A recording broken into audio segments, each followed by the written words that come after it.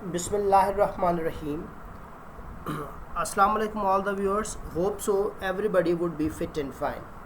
आज के हमारे इस वीडियो लेक्चर में हम डिस्कस करेंगे complex sentences and compound sentences as well as complex and compound sentences. मतलब कि आज के इस वीडियो लेक्चर में हम कॉम्प्लेक्स सेंटेंस के बारे में पढ़ेंगे, कंपाउंड सेंटेंस के बारे में पढ़ेंगे और तीसरा जो हमारा टॉपिक होगा वो होगा complex and compound sentences.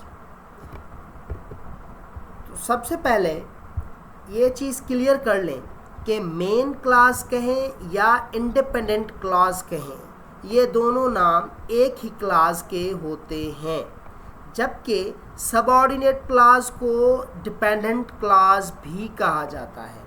Main clause को इंडिपेंडेंट क्लॉज कहा जाता है, सबऑर्डिनेट क्लॉज को डिपेंडेंट क्लॉज कहा जाता है।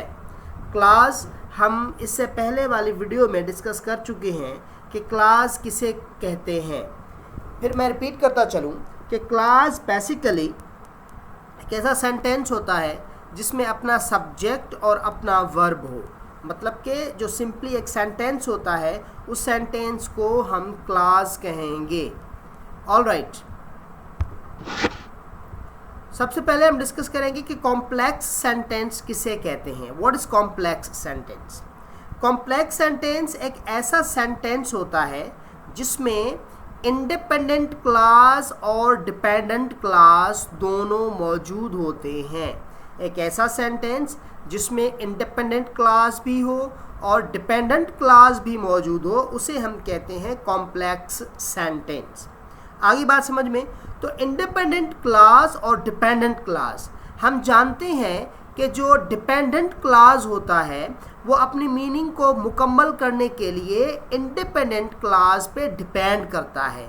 तो मतलब डिपेंडेंट क्लॉज के साथ साथ इंडिपेंडेंट क्लॉज का होना बहुत ही लाजमी है।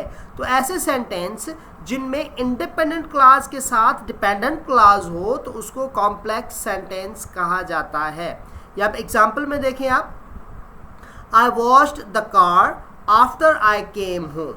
Now, if we separate these two parts of the sentence, after I came home, after I came home, this is dependent clause, while I washed the car, this is independent clause.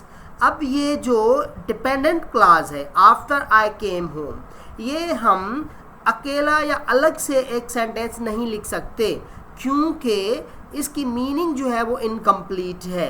Meaning को complete करने के लिए इस dependent clause के साथ कोई ना कोई इंडिपेंडेंट क्लॉज का लगाना बहुत ही लाजमी है ताकि ये अपनी मीनिंग को कंप्लीट कर सके। Therefore we have added I washed the car. ये I washed the car independent clause है जो हमने इस्तेमाल किया है इस डिपेंडेंट क्लॉज के साथ। Look at the second sentence. He went to see a doctor because he was sick. Because he was sick. अब because he was sick ये dependent clause है, जबकि he went to see a doctor ये एक independent clause है। तो ये जो दोनों sentences हैं ये complex sentence हो गए क्योंकि इन दोनों सेंटेंसेस में, ये फर्स्ट वाले सेंटेंस में और सेकंड वाले सेंटेंस में, दोनों सेंटेंसेस में डिपेंडेंट क्लॉज इस्तेमाल किए गए हैं और उनसे पहले इंडिपेंडेंट क्लॉज इस्तेमाल किए गए हैं। ऑलराइट, सो एक बात याद रखें, जब भी हम कॉम्प्लेक्स सेंटेंस लिखते हैं तो उन कॉम्प्लेक्स सेंटेंसेस में हमेशा सब ऑर्डिनेटिंग कंजंक्शंस का इस्तेमाल करते हैं। सब ऑर्डिनेटिंग कंजंक्शंस भी पहले मैं समझा चुका हूँ कि कंजंक्शंस वाली जो हमारे वीडियो है उसमें ये चीज़ बहुत डिटेल में समझाई गई है कि सब ऑर्डिनेटिंग कंजंक्शंस क्या होते हैं। तो कॉम्प्लेक्स सेंटेंसेस में सब ऑर्डिनेटिंग कंजंक्शंस का इस्तेमाल किया जाता है।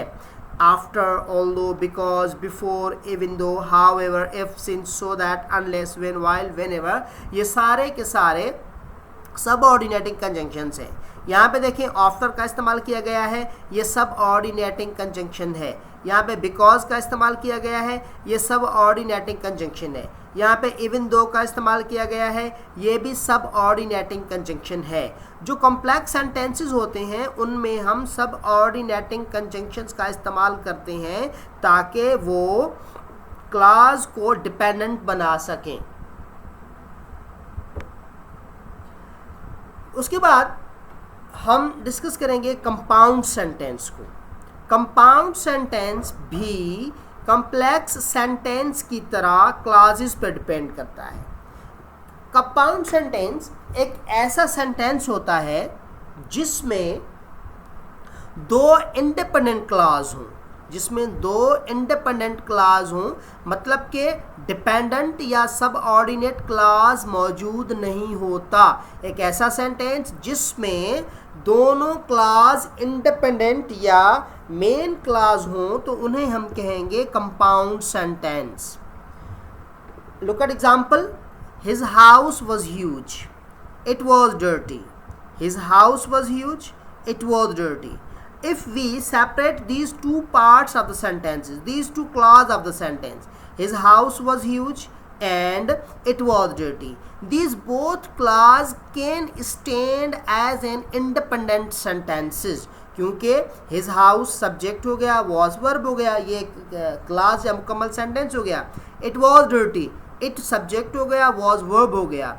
तो कहने का मतलब ये है कि जब हम इस सेंटेंस में दोनों क्लॉज को अलग से करके लिखेंगे तो ये दोनों क्लॉज एक मुकम्मल तौर पे सेंटेंस बन जाएंगे। तो इसका मतलब ये है कि दोनों सेंटेंसेस इंडिपेंडेंट क्लॉज हैं। तो इस सेंटेंस में his house was huge but it was dirty, ये एक मुकम्मल सेंटेंस बन गया, तो ये कंपाउंड सेंटेंस है।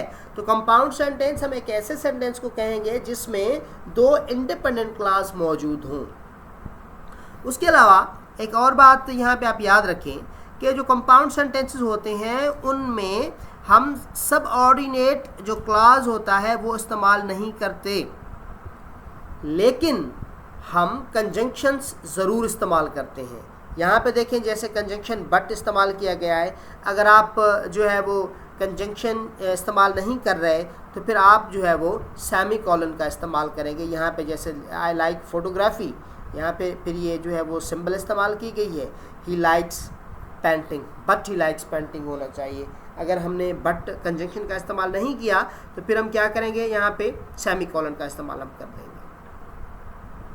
ऑलराइट, सो याद रखिए कंपाउंड सेंटेंसेस ऐसे सेंटेंसेस को कहा जाता है जिसमें दो इंडिपेंडेंट क्लॉज होते हैं, जिसमें कोई भी सबऑर्डिनेट क्लॉज या डिपेंडेंट क्लॉज मौजूद नहीं होता। These independent clauses are joined by conjunctions for, and, nor, but, or, yet, and, so. ये एक छोटी सी लिस्ट है, ये जो है वो कंजंक्शंस हैं जो हम कंपाउंड सेंटेंसेस में इस्तेमाल करके दो इंडिपेंडेंट क्लॉजेस को आपस में मिलाते हैं। Note, colons, semicolons and dashes are also used to connect independent clauses. मतलब कि जो दो इंडिपेंडेंट क्लॉज होते हैं उनमें आप कॉलन्स भी इस्तेमाल कर सकते हैं, सेमी कॉलन्स भी इस्तेमाल कर सकते हैं, डैशेस भी इस्तेमाल कर सकते हैं, या आप कंजंक्शंस भी इस्तेमाल कर सकते हैं। यहाँ पे देखें इस सेंटेंस में कंजंक्शन इस्तेमाल किया गया है, इस सेंटेंस में जो है वो सेमी कॉलन इस्तेमाल की गई है। She was here dash, I reached, I read her note, this is his only advice. Colons, do better, I saw, we came, comma, and we concurred, he loves tea, semicolon, it relaxes him।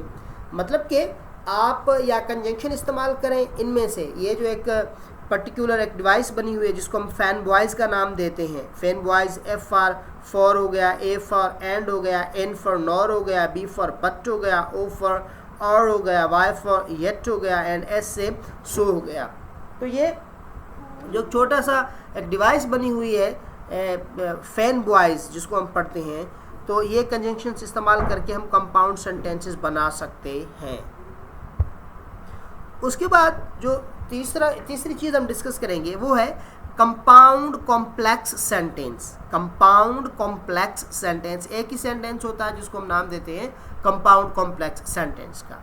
Has at least 2 independent classes and at least 1 subordinate class. मतलब के जैसे हमने पढ़ा कि compound sentence में दोनों class independent होते हैं, तो कंपाउंड कॉम्प्लेक्स सेंटेंस में 2 इंडिपेंडेंट क्लास हो गए और 1 सबऑर्डिनेट क्लास हो गया। I went to the grocery and I picked up the laundry before dinner. Look here, I went to the grocery. This is the first clause. एक पहला class ये हो गया। And I picked up the laundry. ये दूसरा class हो गया।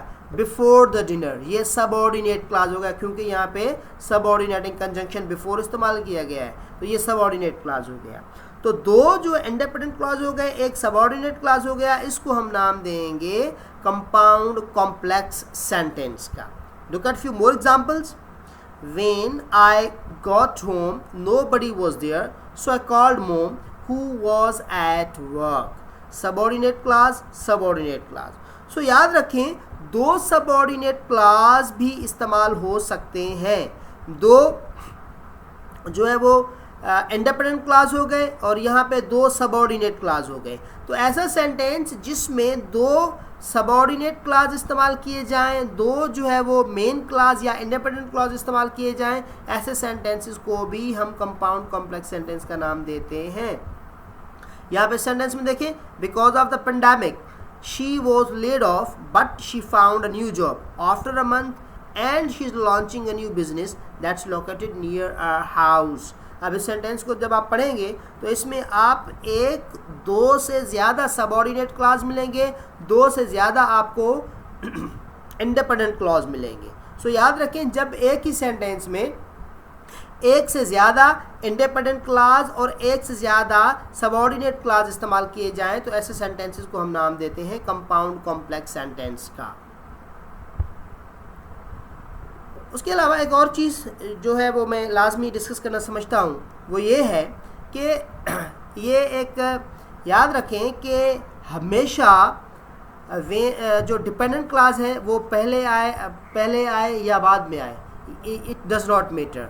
इस पहले सेंटेंस में देखें, when the cake is brown remove it from the oven. Look at the second sentence, remove it from the oven when the cake is brown. When the cake is brown, यहाँ पे एक छोटी सी spelling error है जिसको आप लाजमी तौर पे इग्नोर ही करेंगे। When the cake is brown.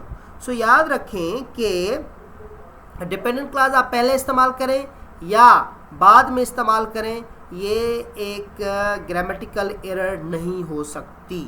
यहाँ पे सेंटेंस में देखें, आप डिपेंडेंट क्लॉज पहले इस्तेमाल किया गया है, इसमें देखें आप इंडिपेंडेंट क्लॉज फिर पहले इस्तेमाल किया गया है और डिपेंडेंट क्लॉज बाद में इस्तेमाल किया गया है। ओके, अल्लाह हाफिज़।